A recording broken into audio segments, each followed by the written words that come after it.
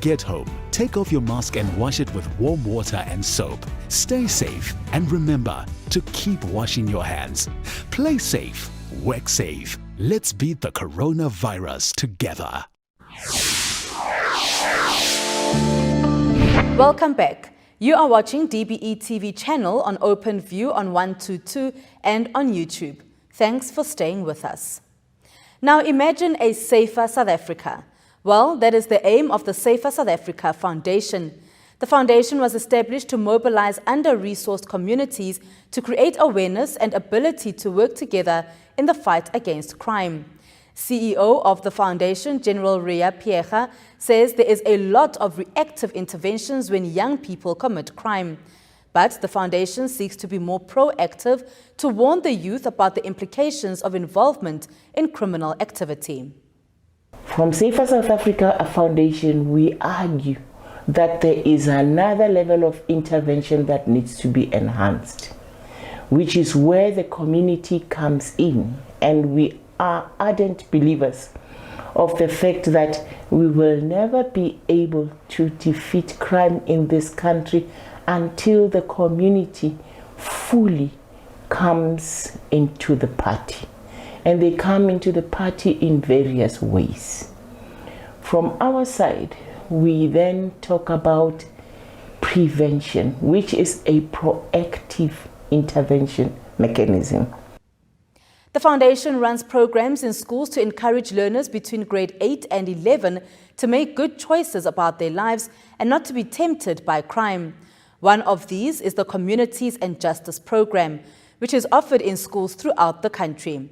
There are provincial coordinators who are retired people from the Justice Cluster who assist in this program by going to various schools, interact with the principals, and together work to enroll about 100 learners into the program.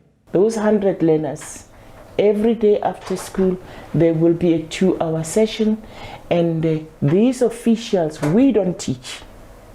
It is the police themselves, it is the traffic themselves, it is NPA themselves, it is the magistrate themselves, and we all ask them to say, please be clad in your uniforms, because we are also creating that relationship of trust between the learners with these officials. We are also having another benefit because it becomes a career development, whatever there's that understanding, oh, to become a prosecutor, this is what it means, look at him, and they can talk to the prosecutor, they can ask questions, they can talk to the correctional service officer who says to them, don't come to my hotel, I don't want you there.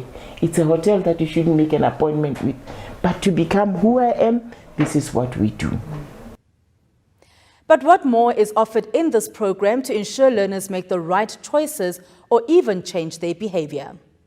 We've chosen two areas, in fact, let me say 3, where we do experiential learning, because the police will have 2 sessions. It's an academic program, and then there is somewhere where they teach them how do you get arrested, what are your rights, and all those type of things. Then we've chosen the court as another experiential area. Over and above, the magistrate come into class to teach them on a completely different day. We arrange a day for them to spend a day in court. If it is not a full court, the court arranges a full day for them to do a mock trial. They become the victims, they become the judges, they become the prosecutors, because then they start learning that, oh, there is a lawyer for the victim who is the prosecutor, I see. And there's another lawyer who comes from outside. That lawyer who you pay for is a lawyer for the perpetrator. They learn. They would spend a whole day in court doing the mock trial or being in court. The magistrates are very kind to us in most instances. They invite them when they are juvenile cases. Then they are able to learn more to say, I really do not want to be there. I want to be elsewhere.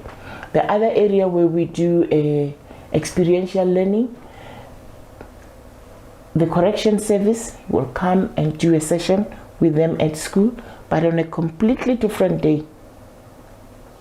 They are in their uniforms, in a car, they spend a day in jail, in a correctional center, to see how it works, to observe their teaching, where they're teaching them, their cells, and all those issues. The Basic Education Department has embarked on a campaign to address the dangers of bullying with learners. They have also partnered with various other government departments, including the Department of Social Development, the Justice Department, and the South African Police Service.